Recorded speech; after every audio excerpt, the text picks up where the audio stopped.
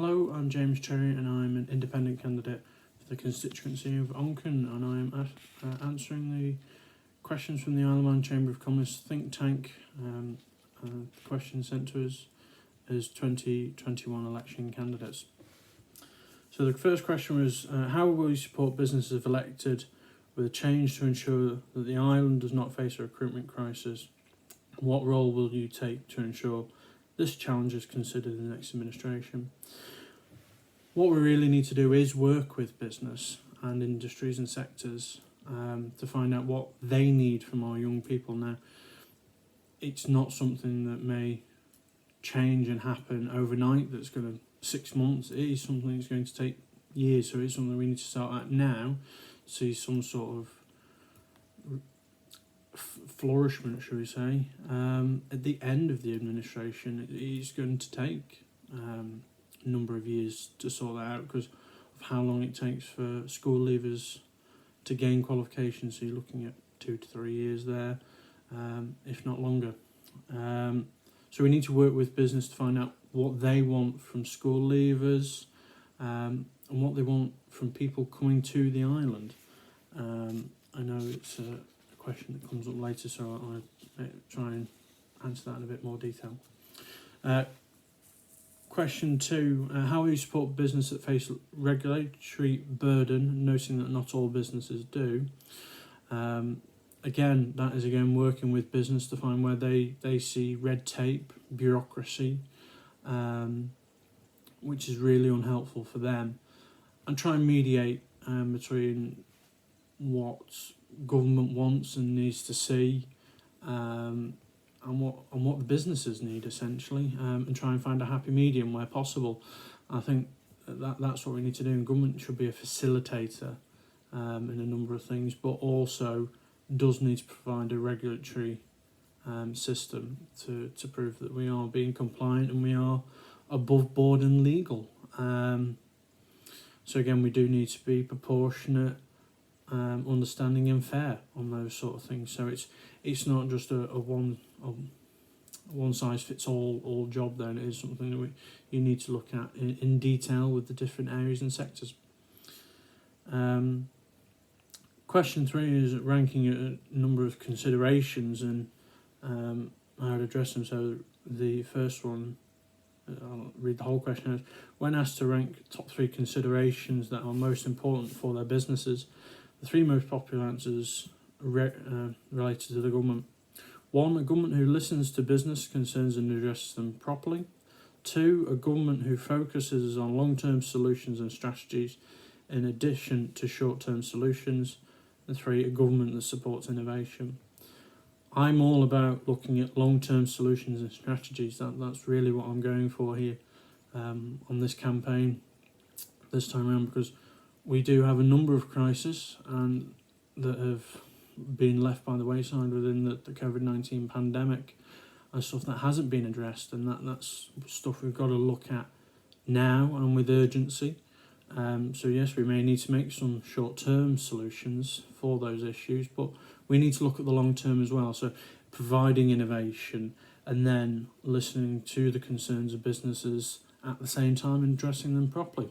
It's as simple as that. So it's a bit of a blend of all 3 at once, but essentially, if you really want to put it in order, it would be a 2-3-1. Question 4, 56 respondents, businesses disagreed with the statement, my company will require long-term financial support to recover from these effects. 56% is over half, as everyone will know, is over half of the people who responded, but there is still that 44% that still do need long-term support. So you need to make a fine balance and offer support where possible to everyone. And again, it is working with businesses to see what they need and what support is wanted. As I say, government should be facilitators of helping businesses flourish where possible, where right, and within the current situation that we have at the moment. As again, my big push there is government should be facilitating such things. Question 5 is regarding Brexit and respondents disagreeing that they've been positively affected by Brexit so far. We all know that the island had no say in Brexit, but was always going to be affected by it. So it's not like we could say, well, we voted to leave or anything. It's been an adverse effect on us as an island nation and part of Crown dependency of the United Kingdom. It's happened. We need to look at opportunities, innovations again. It came up before about innovating. It is something that needs to happen. And I'm happy to work with businesses and the Chamber of Commerce to look at things that they need, again, facilitating. Government should be helping businesses where possible for them to innovate. So, yes, Brexit may not be a good thing for certain businesses, but it's happened and we need to deal with it. It's as simple as that. Question 6, energy efficient practices and the costs associated with it. This is something I'm pushing all as well. The climate change issue. Government rejected changing targets from net zero from 2050 to 2035, which I think is wrong. It would easily be done on the island.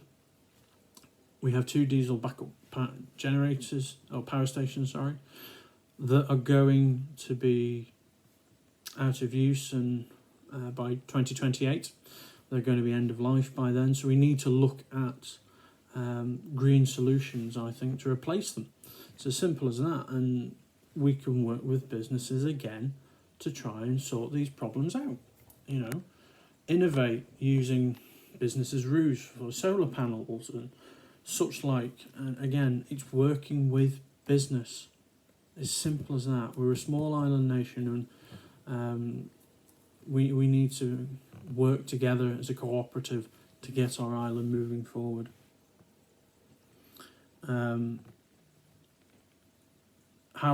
Question 7, how would I propose to support and enthuse businesses climate friendly and a sustainable approach in the light of limited impact on the biosphere pledge businesses so far?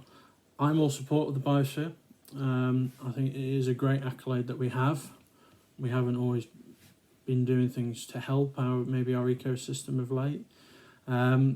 Maybe because they have been left by the wayside again because of COVID, and it's not been an excuse. It's a lot of things have gone on the back burner because of it, and we need to again work with business. What would get them on side? It's as simple as that, and it's a problem that we need to address here and now, and for a long term, not just short term. Oh, that's going to be nice. Question 8, diversifying the economy. What actions would you take if elected to ensure the island maintains a diverse economy and attracts new talent and ensures relevant sectors for returning graduates? Yes, we need to diversify our economy. We are far too reliant on finance sector, a little bit on engineering, but finance sector in the main. We need to diversify our economy. That is a given, and I'm a big believer in that. I think there's a much bigger issue with returning graduates. People who go to university and not coming back. There's a much bigger problem than just at businesses, but I think businesses have a part to play, maybe in offering apprenticeships or graduate schemes before people go to university. It's as simple as that. That's all the questions answered very shortly, very quickly. If anyone does have any further questions for me, wants to grill me any further, you can always contact me. My election phone number is 321 555 or cherryferonken@gmail.com. If you want to contact me, no problems at all, and I'd be happy to discuss things further. Thanks.